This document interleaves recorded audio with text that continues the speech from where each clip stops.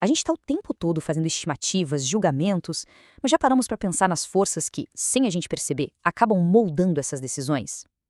Hoje, vamos dar uma olhada num dos vieses cognitivos mais poderosos que existem, a heurística da ancoragem. Vamos ver como uma simples informação inicial pode influenciar tudo, desde um palpite rápido até decisões que mudam uma vida. Para começar, que tal um pequeno quebra-cabeça? Ele mostra esse efeito em ação de um jeito bem claro.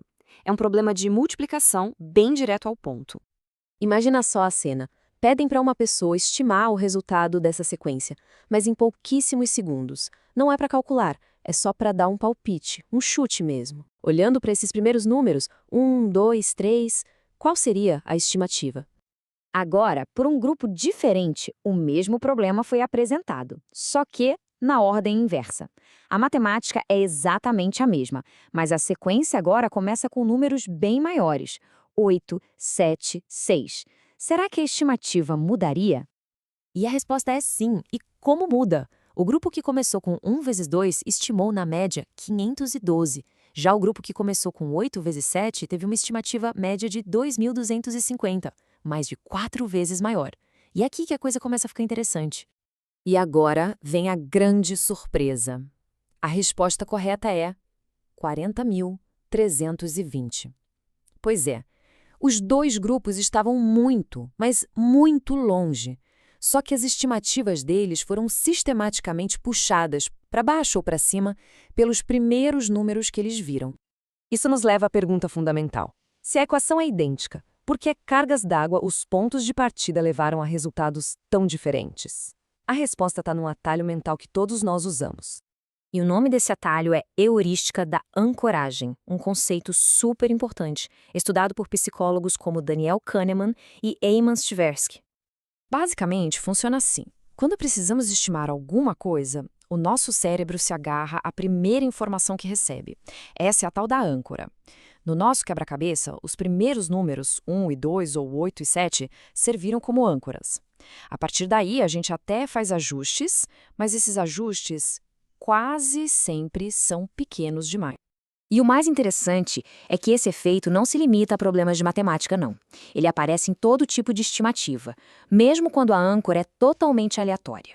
Olha só esses experimentos. Quando perguntaram se o telefone foi inventado antes ou depois de 1850, as pessoas estimaram em média o ano de 1870.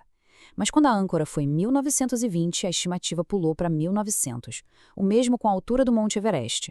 Uma âncora baixa, de 2.000 pés, levou a uma estimativa de 8.000, enquanto uma âncora bem alta, de 45.500, levou a uma estimativa de mais de 42.000 pés. Impressionante, né? Então, o ponto crucial é este. O número inicial, mesmo que não tenha nenhuma relação lógica com a pergunta, ele meio que prende o nosso julgamento e o puxa na direção dele. Mas por que o nosso cérebro é tão suscetível a isso? A pesquisa aponta para duas razões principais que explicam por que as âncoras são tão eficazes. Primeiro, quando não temos certeza sobre algo, a âncora nos dá um ponto de partida. É mais fácil começar de algum lugar do que do zero, certo? O problema é que não nos afastamos o suficiente desse ponto inicial. Segundo, e talvez mais sutil, entra em jogo o viés de confirmação. Uma vez que a âncora se estabelece na nossa cabeça, o cérebro começa a procurar ativamente por evidências que a confirmem, tornando essa âncora ainda mais forte. E isso aqui não é só uma curiosidade de laboratório, não. A ancoragem tem consequências reais e muito significativas, especialmente quando o assunto é dinheiro. Olha que fascinante esse estudo na Alemanha. Pediram a um grupo para estimar o preço médio de um carro usando uma âncora alta, de 40.000 marcos. A outro grupo deram uma âncora baixa, de 20.000. O grupo da âncora alta listou marcas de luxo, tipo Mercedes e BMW. Já o grupo da âncora baixa pensou em marcas mais acessíveis, como a Volkswagen.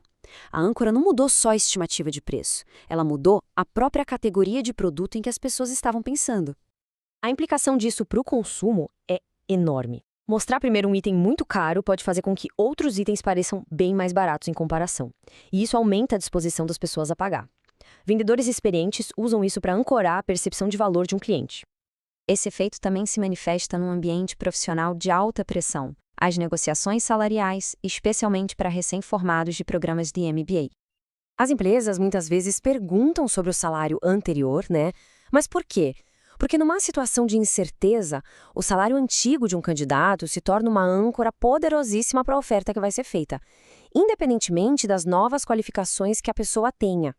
A pesquisa usada como fonte aqui aprofunda essa questão, sugerindo que, em média, as mulheres tendem a negociar suas ofertas iniciais de emprego com menos frequência do que os homens.